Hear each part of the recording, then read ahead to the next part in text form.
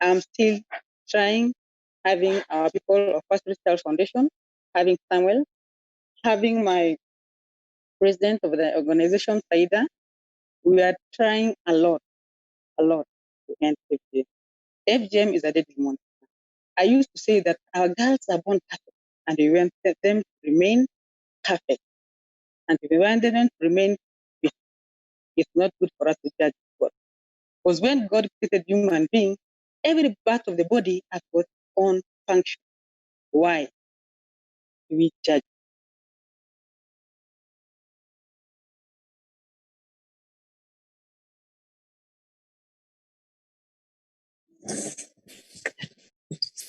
Thank you so much. Indeed, that's very traumatizing, and kindly receive my hugs.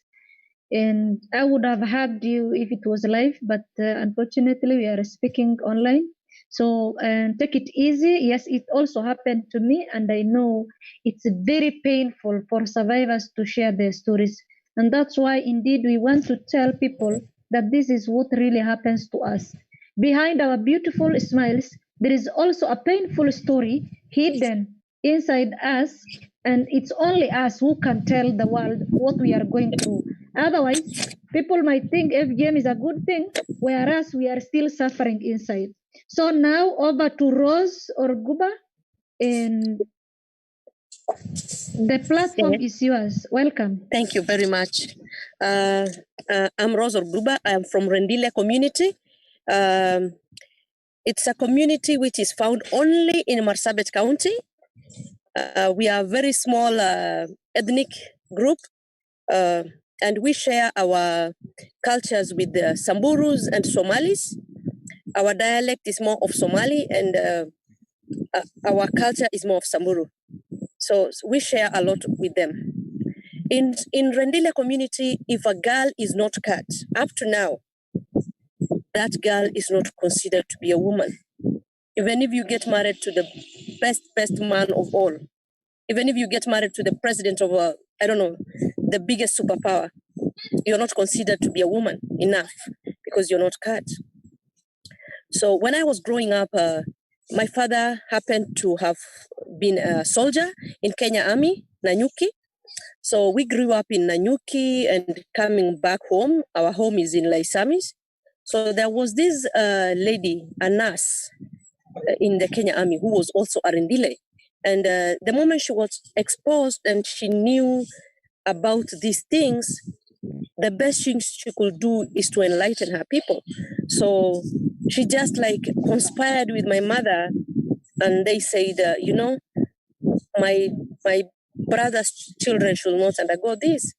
So because our community will have put us down for not undergoing the FGM, my mother was so clever, and they just conspired with my auntie in Nanyuki, a nurse there with the Kenya Army, and we sneaked, and we did not undergo the FGM. On the FGM, me and my sister.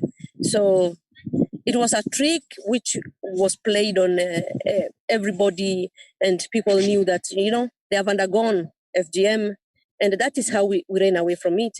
But actually, when we were growing up, we didn't know what we were missing, because we really wanted to be circumcised like all the girls. Because when the girls will talk like, oh, we went through these and the girls were cut up, you try and imagine the pain. Because when we go and pierce our ears under the trees, like the tree I'm sitting under now, we just get the thorn, pierce our ears. It's so painful. So I was thinking, what about that part of the body which is not cut? So it is piqued my curiosity, and I was like, I really want to know what this is. So I will go to where girls are being cut and watch. And the moment you just watch when the girls are being cut, you get scared totally, because the Rendiles practice the second type of FGM, which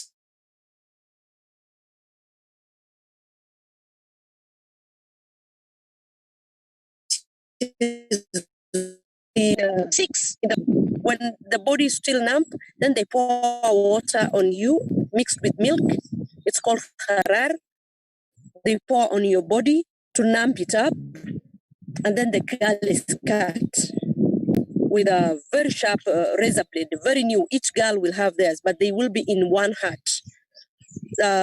Then after that, a lady will hold your back and another one will hold your legs, very, like, so much apart. Rose, I think your One internet is cutting. not that good because at some point we are losing you and I don't know why. Okay, continue. Yeah, I Okay, think somebody. you are describing FGM, so just continue. Yeah, the way they cut is like some lady stays behind the.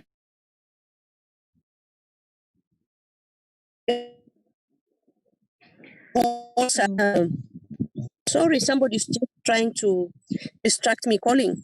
Okay. So now I can understand. So what yeah. you do, kindly, I will give you Yeah. a break. You go and put do not disturb as I continue with Kaltuma, kindly.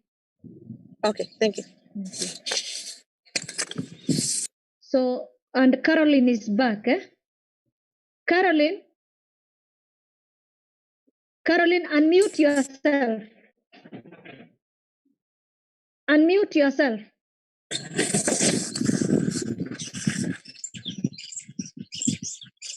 Unmute yourself.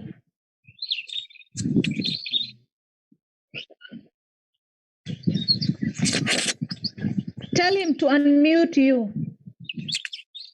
Unmute.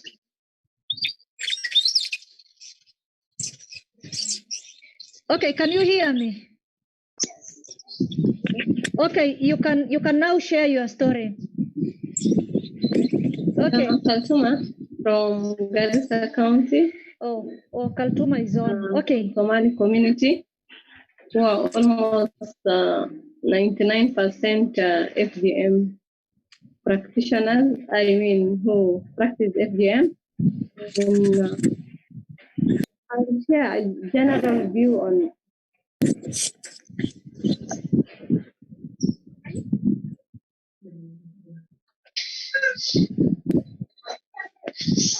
Go on, Kaltuma, go on. Continue. Yeah, FGM is something which is there and which our community practices. Although there's a big confusion on whether it's a social or a religious society, we have two groups.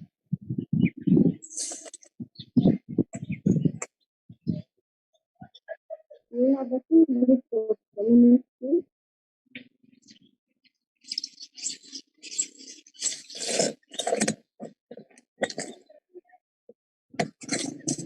Continue, Kaltuma, continue. I'm listening.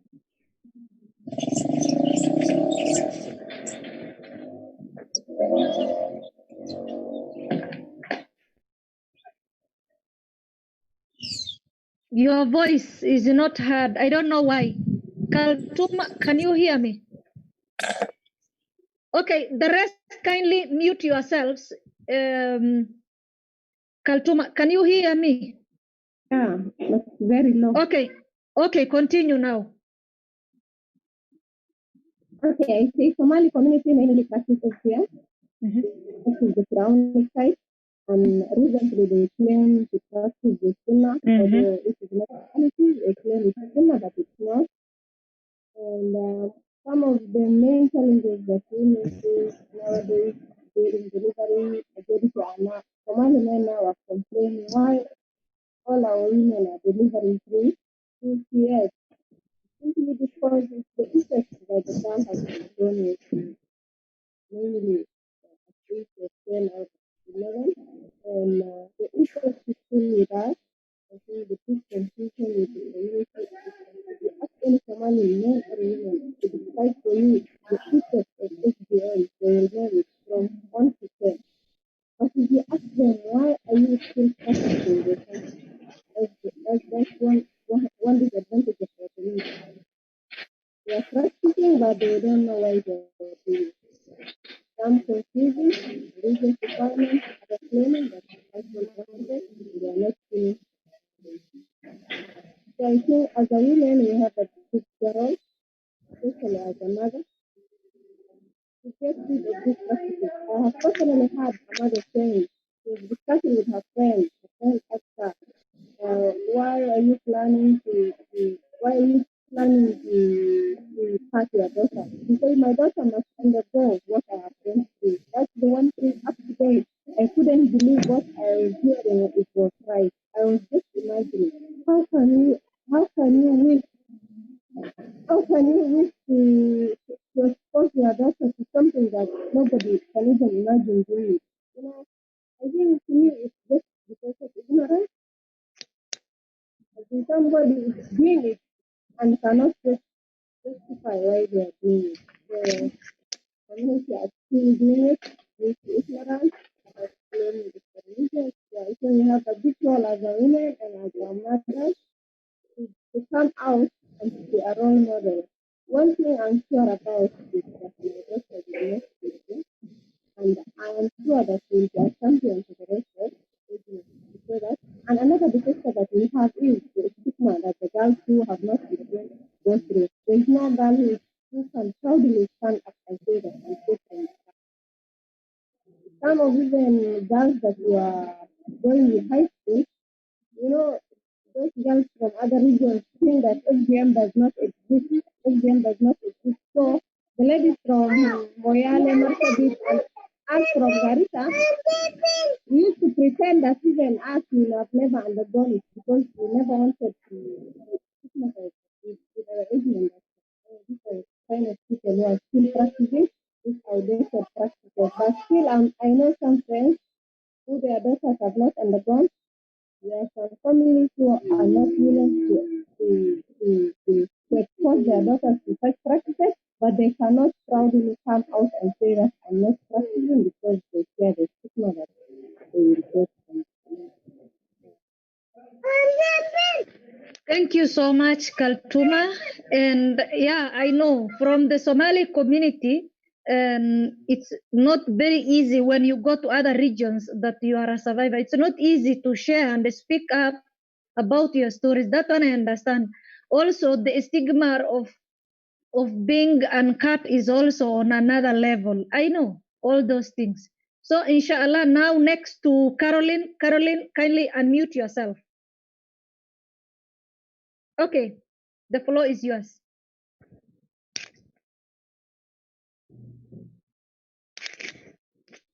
So the sound is still the same, or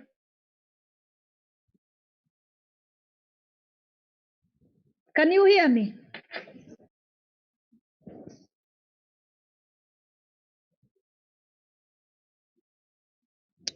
I can't hear you and I don't know why. Can everyone hear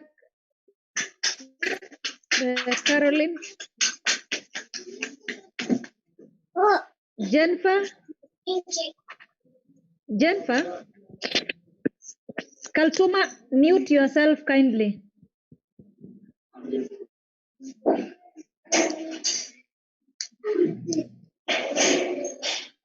Kaltuma, mute yourself kindly.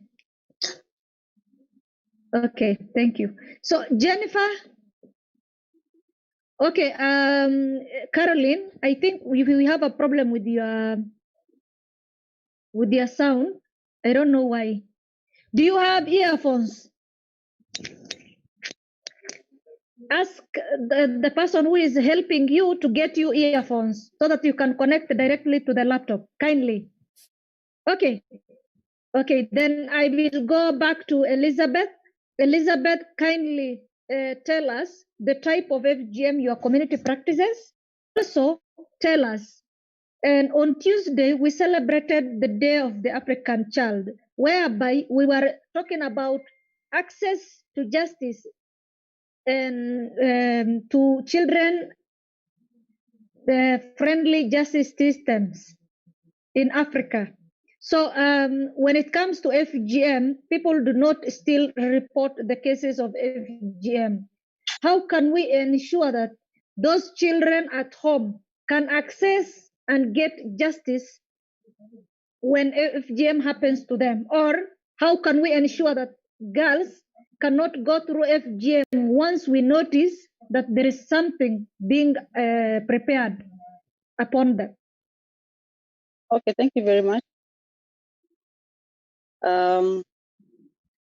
we practice part 3, no, part 2, type 2, which is called excision, is a partial or total removal of clitoris and both the labia. That's the type that we Samburu practice. So you have an African child that we had, I think 2 days ago.